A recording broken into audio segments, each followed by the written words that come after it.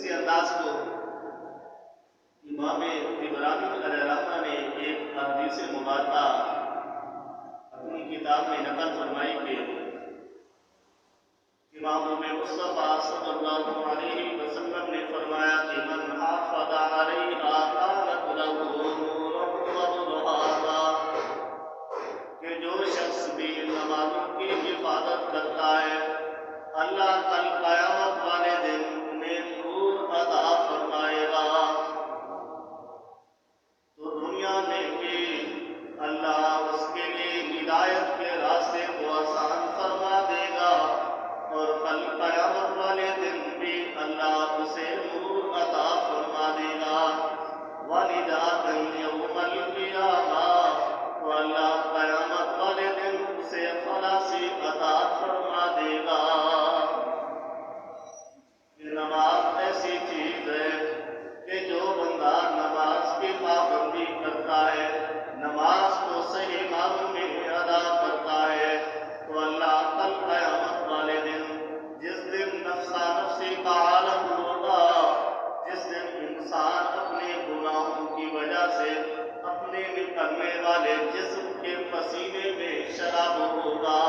تو جو بندہ دنیا میں نمازیں پڑھنے والا ہوگا اللہ کل قیامت والے دن انہیں ان تکلیفوں سے، ان عذابوں سے نجات عطا فرما دے گا۔ اور آگے میرے محبوب نے اور بھی ارشاد فرمایا کہ وَمَن لَّمْ يُحَافِظْ، جو شخص نمازوں کی حفاظت نہیں کرے گا، وَلَمْ يَكُن لَّهُ نُورٌ وَضُحَاهَا، کہ اللہ اس کے لیے کل قیامت والے دن نور کا بھی انتظام نہیں فرمائیں گے۔ وَقَامَ الْقِيَامَةُ مَعَ قَارُونَ وَهَامَانَ وَفِرْعَوْنَ وَأَبِيِّ بْنِ الْخَلْفِ، تو کل قیامت والے دن اللہ بے نمازی کو قارون کے ساتھ، فرعون کے ساتھ، حامان کے ساتھ اور ابی بن خلف کے ساتھ ان کا قیامت میں انہیں بھی جمع فرما دے گا۔ قارون، حامان، فرعون جو اتنے بڑے ظالم لوگ تھے، اور ان میں سے بعض نے تو خدائی دعویٰ بھی کیا تھا، تو اللہ بے نمازی کو کل قیامت والے دن ان کی صف میں کھڑا کر دے گا۔ اب مسئلہ انداز یوں بنا کہ جس انداز سے اللہ فرعون کو عذاب دے گا، تو اسی طرح سے اللہ جس بے نمازی کو بھی عذاب دے گا، اور جس طرح سے اللہ قارون